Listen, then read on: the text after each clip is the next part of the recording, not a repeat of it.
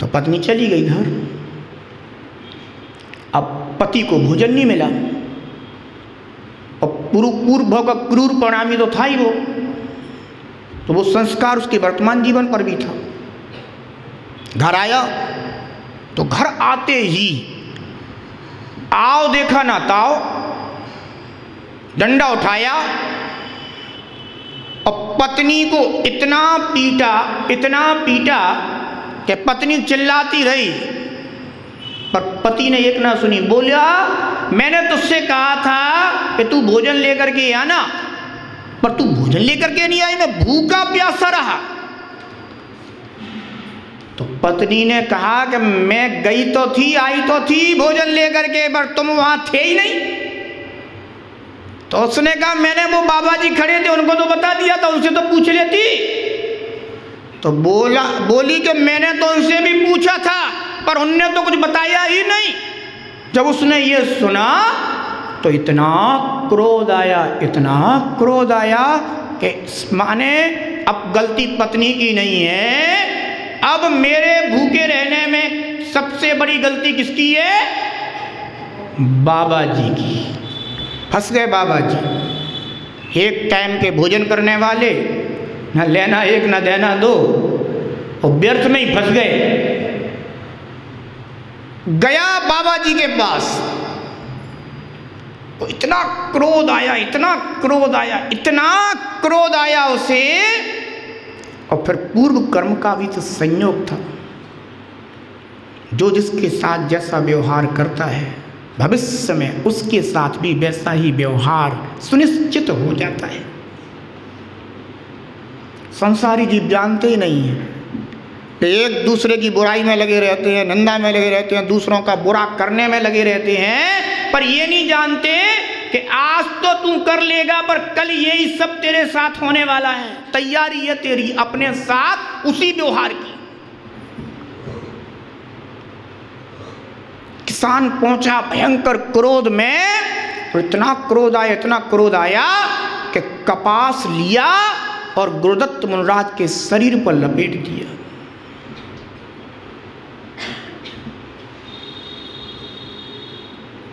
और लपेट करके और आग लगा दी।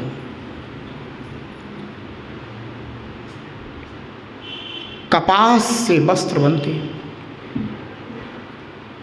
और मुनिराज वस्त्र के त्यागी होते हैं, तो क्या गुरुदत्त मुनिराज के ऊपर कपास लपेटने से परिग्रह हो गया? बोलो ना, है परिग्रह हुआ क्या? नहीं हुआ। बस यही समझ की जरूरत है, क्योंकि कोई अज्ञानी होगा तो कहेगा कि बिल्कुल कपास लपेट दिया इतना सारा, बताओ। और सर्दियों के दिन थे तो कपास लपेट दिया तो मजा आ गया होगा, मना तक ना करा होगा कि बढ़िया है लपेट दी, ठंड लग रही थी। पर ये मूल जीव का चिंतन हो सकता है। जब तक जीव की स्वयं की उस पदार्थ में मूर्छा ना हो तब तक वह पदार्थ परिग्रह नहीं बन सकता। गुरुदत्त मुनिराज की तो उस पदार्थ में कोई मूर्छा थी नहीं, वो तो उपसर्ग हो रहा था। उसने आग लगा दी। मुनिराज का कपास के साथ साथ पूरा का पूरा तन जल गया और मुनिराज क्षमा स्वभाव का आश्रय करते हुए अपनी आत्मा में लीन हो गए। मुनिराज को केवल ज्ञान की प्राप्ति हो गई।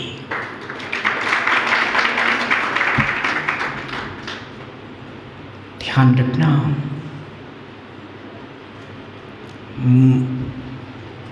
हिंसा पाप है, अहिंसा धर्म है। इन परिणामों का आश्रय करने से आत्मा का आश्रय होता है, स्वभाव का आश्रय होता है। इसलिए आत्मज्ञान कोई कठिन नहीं है। जो जो पाप तुम अच्छे मानते हो, धर्म यही तो बताता है, जनागम यही तो बताता है कि ये बुरे भाव हैं, ये पाप भाव हैं, ये आत्मा के अहितकर भाव हैं। आत्म के अहित विषय कसाय, इनमें मेरी परिणति न जाए। आत्मा के अहितकारी कौन है? ये विषय परिणाम और कषाय परिणाम, यही आत्मा के हितकारी है। अगर विषय परिणाम का त्याग कर दिया जाए तो स्वभाव परिणाम प्राप्त हो जाएगा। कषाय परिणाम का त्याग कर दिया जाए तो स्वभाव परिणाम प्राप्त हो जाएगा। आत्मा का आश्रय हो जाएगा, आत्मज्ञान हो जाएगा, तत्व ज्ञान हो जाएगा। कहाँ कठिन है आत्मा का आश्रय करना, आत्मा को जानना कहाँ कठिन है। पर आत्मा का निर्णय भी तो जीव को होना चाहिए। पर में लगा हुआ है, राग में लगा है, मोह में लगा है, हैं? परिग्रह संचय में लगा है।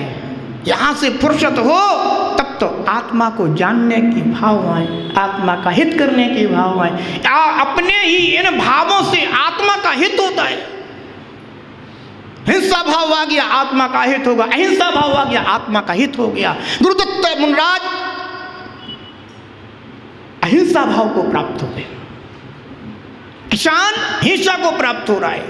गुरुदत्त मुनराज अहिंसा भाव को प्राप्त है, स्वभाव को प्राप्त है, धर्म के फल को प्राप्त हो गए। और वो जीव हिंसा के फल को प्राप्त हुआ होगा।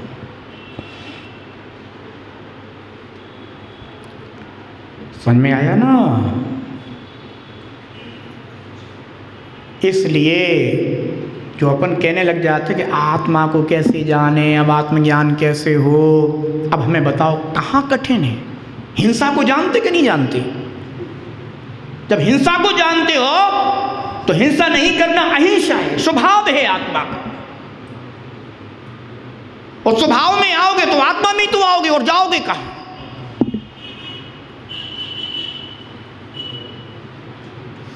बोलो ना, कहाँ जाओगे फिर? अपनी आत्मा में तो आओगे। तो इसलिए आत्मा में आओ, यानी इन स्वभावों में आओ। इन स्वभाव की इच्छाओं में बैठोगे, इस स्वभाव का आश्रय करोगे तो आत्मा का आश्रय होगा, अपना हित होगा। अब भले ही तुम्हें आत्मा दिखाई दे ना दे, पर ये स्वभाव तो ज्ञान में आ रहा है ना।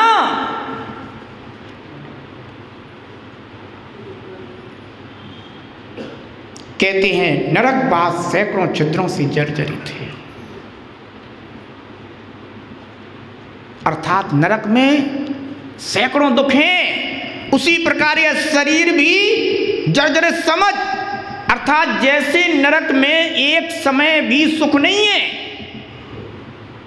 ऐसे इस शरीर का आश्रय करने वालों के लिए भी हर समय दुख ही दुख है, सुख नहीं है। ऐसा जान, ऐसा आचार्य भगवान समझा रहे हैं। क्योंकि शरीर का आश्रय करने वाले जीव नरक को जाते हैं, तो ये शरीर का आश्रय तो नरक का द्वार है। जो जीव शरीर के लिए जीते रहते हैं, अब बताओ तुमने मकान किसके लिए बनाया? आत्मा के लिए कि शरीर के लिए? तुमने जितने भी सुख के साधन ग्रह में जुटाए हैं, वे सब आत्मा के लिए हैं कि शरीर के लिए है? व्यापार आत्मा के लिए है कि शरीर के लिए? विवाह आत्मा के लिए करा था कि शरीर के लिए करा था? यानी कहने का तात्पर्य कि जो भी आपने साधन इकट्ठे किए हैं वे सब किसके लिए हैं? शरीर के लिए। जिनेंद्र भगवान कहते हैं कि जो शरीर की आवश्यकता है, जिस आवश्यकता की पूर्ति में आकुलता व्याकुलता होती हो, उस पूर्ति को करने के बाद शरीर का उपयोग कर ले। जैसे नौकर होता है ना, सेवक होता है ना, उसको खान पान आदि देने के बाद और यथायोग उसको धन देने के बाद उसका उपयोग किया जाता है। ऐसे शरीर का भी उपयोग करो, किस लिए? आत्मा के हित के लिए। तो इस शरीर को भी ऐसे ही सैकड़ों दुखों का साधन जान, कारण जान। इसलिए अतएव निर्मल आत्मा की भावना कर। इसलिए आचार्य भगवान ने क्या कहा कि निर्मल आत्मा की भावना कर। अब निर्मल आत्मा मैंने बता दिया। निर्मल आत्मा कौन? क्षमावान आत्मा, विनयवान आत्मा,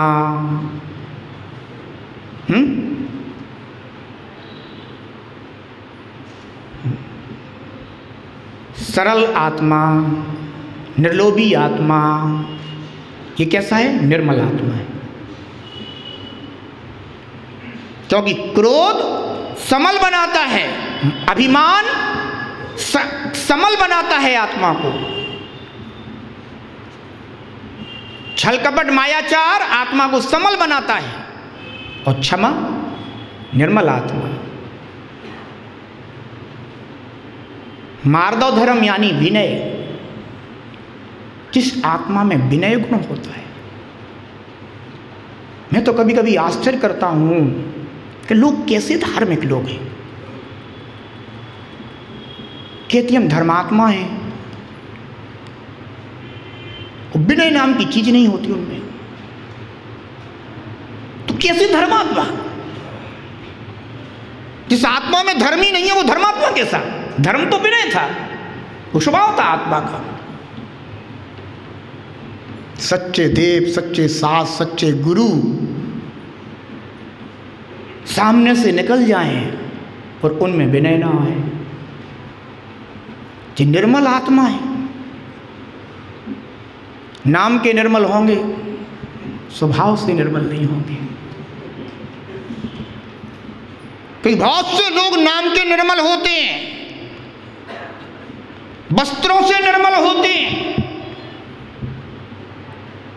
पर स्वभाव से इतने कटुक होते हैं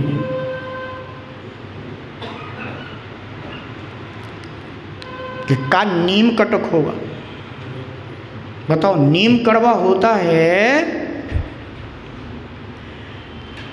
कि क्रोधादि भाव को प्राप्त जीव कटुक होता है। ध्यान रखना, कड़वा नीम तो फिर भी लोगों के रोगों का समाधान कर दे, पर कड़वा आदमी न जाने क्या विष घोल दे। धर्म में भी कटुता पैदा करा देते हैं कड़वे आदमी, रागी देशी जीव। मैं कभी कभी विचार करता हूं कि बतलाओ, जैन धर्म तो एक था, एक है और एक ही रहेगा, पर कितने भेद आज वर्तमान में दिखाई दे रहे हैं। ये किसके कारण? इन कड़वे आदमियों के कारण। किसके कारण? इनने ये भेद पैदा कर दिए, अन्यथा धर्म तो एक था, एक है, एक ही रहेगा। वो कैसे अनेक रूप हो सकता है? मोक्ष मार्ग एक था, एक है, एक ही रहेगा। सम्यक दर्शन यहाँ चर्चा मोक्ष मार्ग। अब वो अनेक कैसे हो सकता है?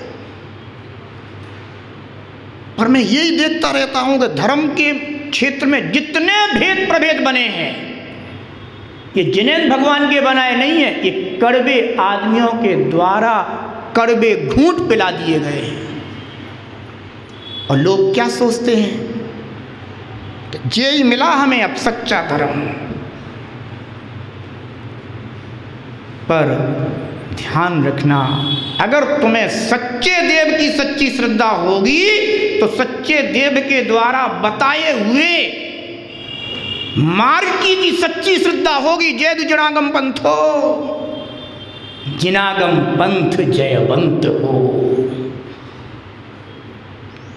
जिस जिनागम में जिनेंद्र भगवान ने मार्ग बताया है वही सच्चा है, बाकी तो जो कड़वे आदमी पैदा हुए और जितने जितने भी मार्ग बता दिए हैं वे कभी सम्यक नहीं हो सकते, समीचीन नहीं हो सकते, यथार्थ नहीं हो सकते। ये मिथ्या थे, मिथ्या हैं और मिथ्या ही रहेंगे। प्रभु ने बताया निर्मल आत्मा का ध्यान कर। किसका ध्यान कर? निर्मल आत्मा का।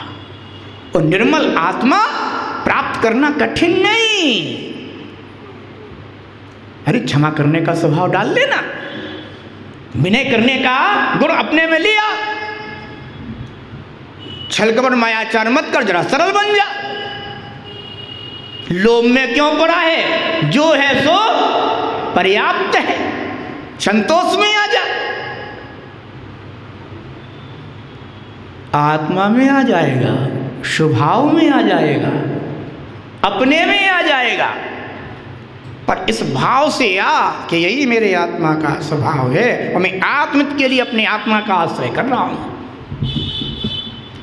तो अवश्य ही अपना समय हो गया, अपने आत्मा का हित होगा, भला होगा। हे जनेंद्र देव, आपके द्वारा बताया हुआ जो जिनागम में मार्ग है वही सब जीवों को प्राप्त हो और सभी जीव थोड़ा सा जिनागम का आश्रय करना शुरू कर दें, शास्त्र का आश्रय करें। क्योंकि जितने भी विवादों का कारण है वह शास्त्र का आश्रय न होना ही है। जिसने जो बताया सोई पकड़ लिया और बस उसी पकड़ उसी लीक को बैठ गए पकड़ करके, छोड़ने नहीं चाहे थे। कम से कम भैया एक बार जिनागम पंथ, पंथ यानी मार्ग, ये कोई पंथ नहीं है, नहीं तो कोई समझे तो महाराज ने एक और नव पंथ बता दो, क्योंकि अज्ञानी जीव है। अरे मैं पंथ का तात्पर्य मैं मार्ग बता रहा हूं कि जिनागम में ही मार्ग है, और जिनागम का आश्रय करेगा तो तुझे मार्ग मिलेगा। और जितने भी विवाद हैं वे मार्ग जिनागम के आश्रय से ही सुलझ सकते हैं, दूर हो सकते हैं। और हम केवल जिनेंद्रियों के द्वारा बताए हुए मार्ग का आश्रय करके अपने को अरहंत देव की के बताए हुए मार्ग पर आगे बढ़ाएं, जिससे अपना आत्महित होगा, भला होगा। इसी भावना के साथ नरक सैकड़ों छिद्र सहे, तन भी छिद्रों से पूरित। अहो जीव अब कर ले तू निर्मल आत्म को भावित, तो शीघ्र ही भव सागर तर जाए रे।